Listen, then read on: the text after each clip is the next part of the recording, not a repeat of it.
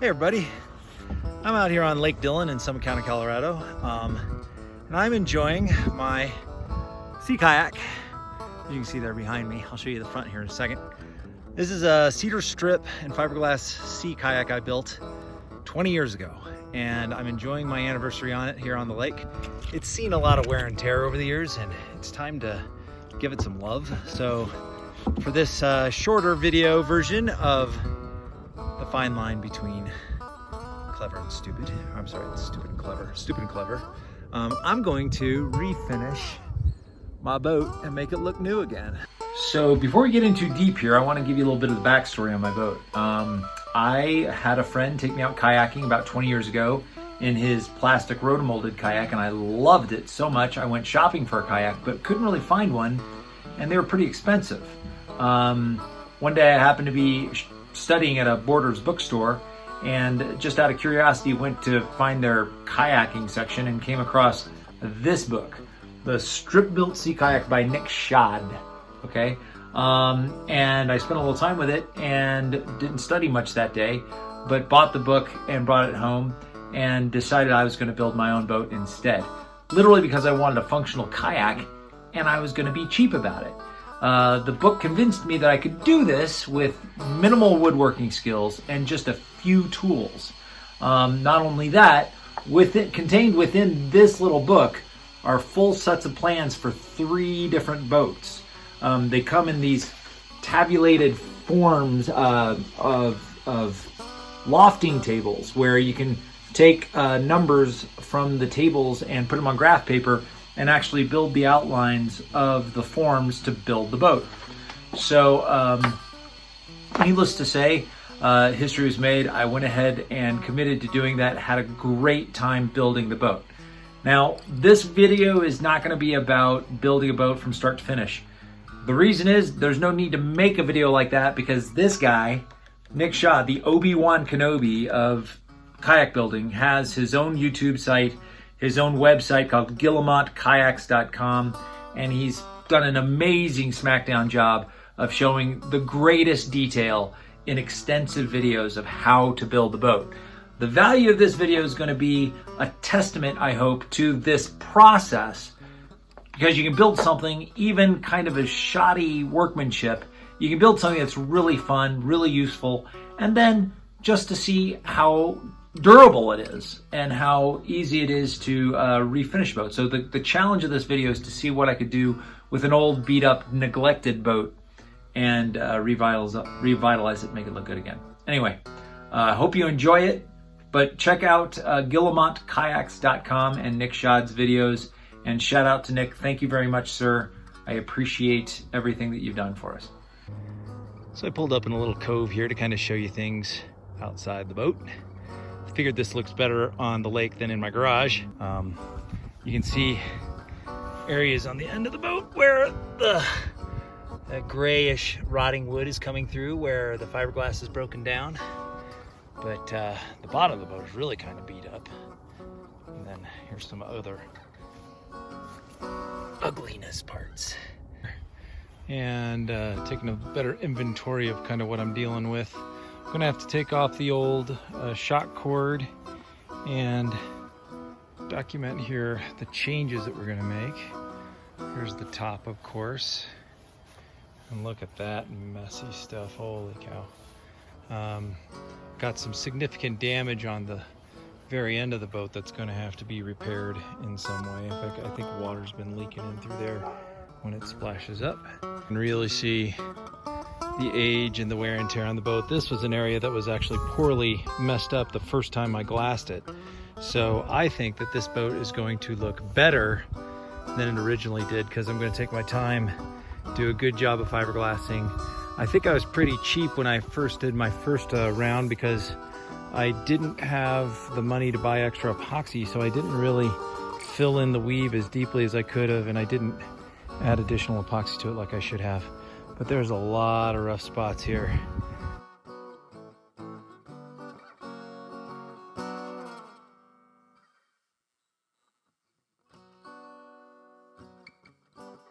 I don't know how long I was doing that. It must have been about 15-20 minutes, but I'm happy to report that, yeah, I can get down to bare wood Hopefully I left enough wood there that I'm not gonna go through the wood and have to repair it completely. Okay, so I'm probably going on probably 4 or 5 hours of sanding. Been using 60 grit sandpaper on the orbital sander, and I'm about 11 feet done of the hull. I've got about 7 more feet to go, or 6 more feet to go, that is, on that side. You can see the edge there. This is brutal. I have been taking like 2 foot sections, probably taking about an hour per 2 foot section. So it's been about a week, every day after work, coming home with the orbital sander for about an hour and a half, sanding, and I have gotten the bottom, or the hull, sanded. So after a conservative estimate of at least like 15 hours of sanding, I've got the boat looking nice and prepped for fiberglassing. I've got all of my epoxy and hardener measured out in 6-ounce batches. I'll just take 1 cup of epoxy, 1 cup of a hardener, and mix them together to get them going. And in a second, I'm gonna gown up and throw down the cloth, and I really hope this goes well. I'm a little bit nervous about it. This is the step that I essentially botched 20 years ago when I first made it, and I want it to look nice this time.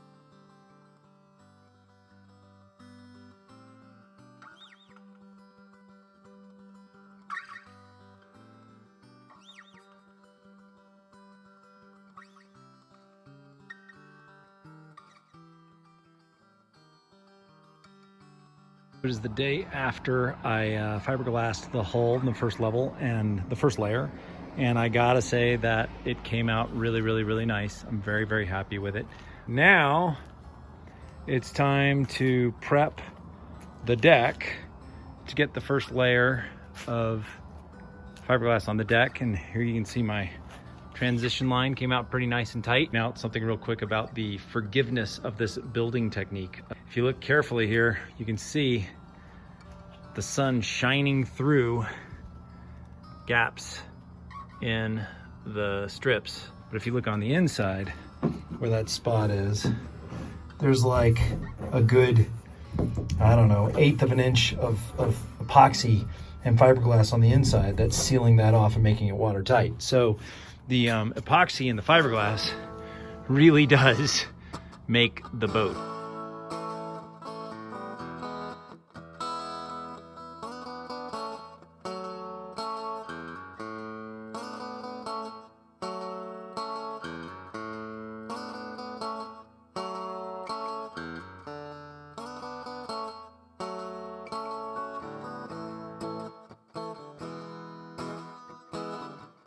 For the sake of redundancy, I didn't show a couple of steps that we did. I did glass the top of the kayak, and I put in a big thick fill coat of epoxy on it, which is looking pretty shiny and good, but it's still really uneven and needs to be sanded out. And then I still have a second layer of fiberglass to put on the bottom of the boat before final fill coats and then varnishing.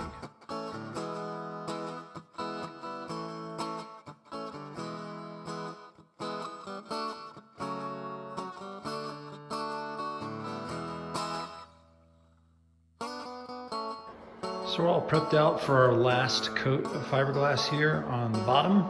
It's a crazy day in Colorado. We're actually in the 90s today, but tonight we're gonna have a temperature drop and snow tomorrow.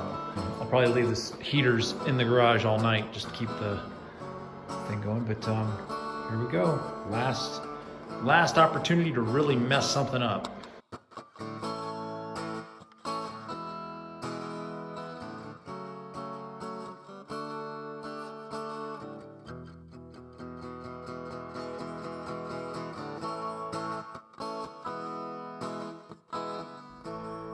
So the last fiberglassing layer went very nicely, I'm proud to say. And now it's time to put in a fill coat. Just trying to fill in the weave here, which you can see is pretty apparent. So I took my rusty block plane. This is the same block plane that I built the boat with 20 years ago, and it's still sharp. But about 5 minutes of work and I planed down the old stem, which was a piece of oak. And now I've got this poplar hardwood that I will create some lamination to go across probably 3 thick fold with 1/8 inch strips and stick that on the end. And then I will also do the same thing on the rear stem as well.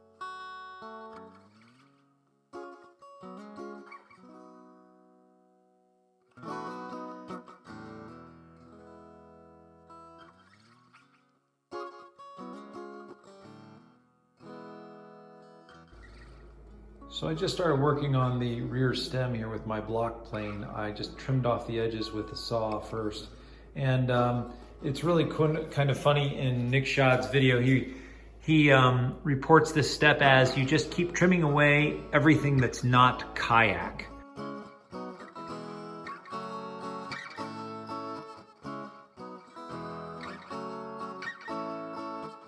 So here's the newly shaped rear stem that I cleaned up with just a razor blade knife and a plane, and it's about twice as thick as the previous stem was.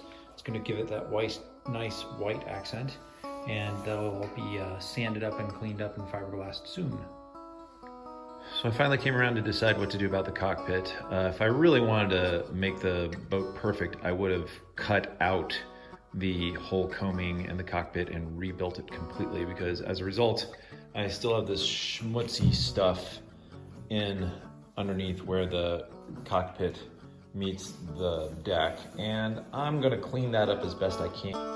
So next step, I have to finish shaping my front stem, and then we will be glassing the stems and the cockpit, and then I should have pretty much all the glassing done on the boat. Then it'll be just additional sanding and fill coats and cleaning up drips and massive coats of varnish. So I just completed about an hour and a half of hand sanding out the drip marks and things. I don't know how well this is showing up on the video, but you can really see how many imperfections there is in the epoxy coat. A little bit worrisome because when you're sanding out the drip marks, you don't know how deep to go because you don't want to go into the glass. And then you also don't want to have residual signs of drips in the finish. So there you go. You can see how even after my best effort, I had a lot of sloppy epoxy on here. And this is actually the point where I stopped on the Kayak before. In fact, I never sanded the epoxy after I did it. I thought it looked good enough at that point. That was my mistake because I never put the varnish on the boat to protect it from UV rays. So it's we're gonna be doing things a lot differently this time around. So here's another good example of if you don't like attention, you should not build one of these boats. While I was sanding the epoxy in the front of my house, I had one of the local newspaper reporters stop by and take a photograph because he was doing a story across the street at the elementary school. But it just goes to show, people will give you a lot of attention for these things. So here she is all finished up. I did spare you videos of the last 4 coats of varnish that I put on after the epoxy, and that was just kind of exhausting and boring. Nick Schaad has plenty of great videos for you, but I am so happy with the way this turned out. If you get from this far away, it looks gorgeous. As you get closer, yeah, you can see a few of the defects in the fiberglass or in the epoxy coat that comes up, but from a distance, she looks beautiful. And I'm going to show you a couple of things that I did to outfit the boat differently than I did in the past. All my glassing came out really good, no hazy spots. Very pleased with it. But for the inside of the cockpit, I got one of these honeycomb gel seats off Amazon for about $25, and it is super cozy. Really, really nice. And I also picked up like a river kayaking backrest that then ties into the side rails here and is super comfy as well. I did not build the boat with cheek plates to hug your hips. Because I like to have extra space for storage in the kayak, especially when it's on top of the car. And I use these foam blocks just wedged in here, and this one's covered in duct tape, which works just fine to get a good contact between the hull and your hips. Anyway, and I'll show you the inside of this gel seat is just one of these egg crate things. that's totally waterproof and dries out nicely. Really nice idea and a little bit cheaper than a kayak seat. Anyway, there she is, ready for her relaunch and recommission. Okay, so I got the boat back on the water by the end of the season. It's October 9th and it's Long's Peak way out there in the distance. Thanks for watching the video. If you liked it, I hope you did. If you didn't like it and you want to leave horrible, mean comments, you go right ahead. See you next time on The Fine Line Between Stupid and Clever. We'll see you next time. Woohoo!